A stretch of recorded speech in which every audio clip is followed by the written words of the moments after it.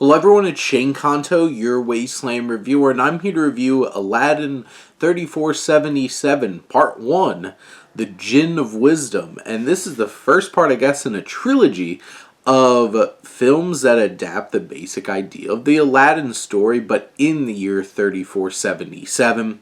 And we're in this crazy futuristic world, except dealing with jinns and sultans and now robots and all kinds of different things like that. This is from writer-director Matt Bush, who certainly is taking a big swing with this particular film, with also a pretty low budget, because this is a kind of film that, like, you're watching it and it really looks like a low-budget kind of film. There is a campiness about it, too, that could be fun.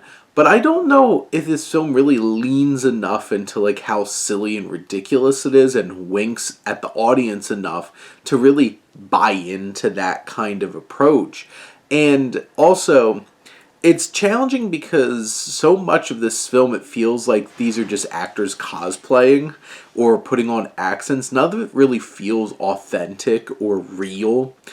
And which is a shame, because this is an interesting idea of taking the Aladdin story and putting it in a futuristic time where, you know, you have like robots and stuff like that. And there's different elements to this film that work on a different level. And really, when you have this idea, and this is how you can really freshen up a story, is putting it in a new place, putting it in a different time. And what's challenging about this film is that it feels so clunky, and just how the story is told is so scatterbrained. It's all over the place. This film is like legitimately 2 hours and feels so overly long. There's so many plot threads that just feel so unnecessary, because, like, we have seen the Aladdin story told in a very lean, compressed way in terms of, like, the Disney version, but, like, it doesn't have to be that way. But I feel like a lot of things that they add story-wise are just confusing, uninteresting.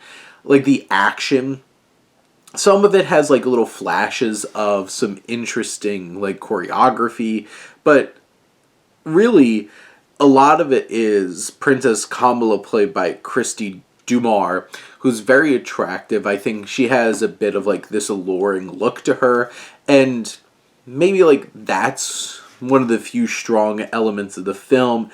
Eric Steele, who plays Aladdin, is not very interesting and really doesn't deliver a compelling character for us to really get invested in. I do like some of, like, the robot characters and stuff like that, and I think they do a fine job with that.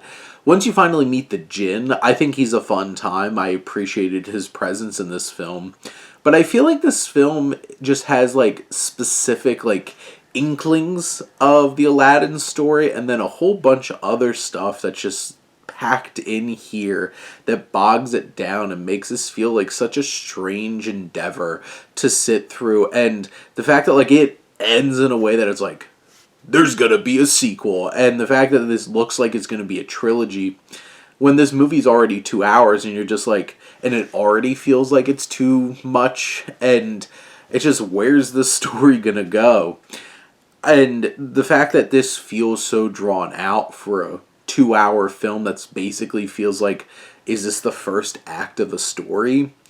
It's going to be interesting to see where they take this story, but this was a hard, like, sit through and really getting engaged, where I don't know how much of the film really leans into its campy nature, and it's a little bit overly serious for the way that it looks and the way that it presents itself, for sure.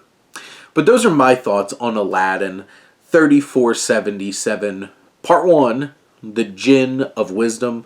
Let me know what you think, and let's talk some movies. But thank you as always for tuning in and supporting your Wasteland reviewer.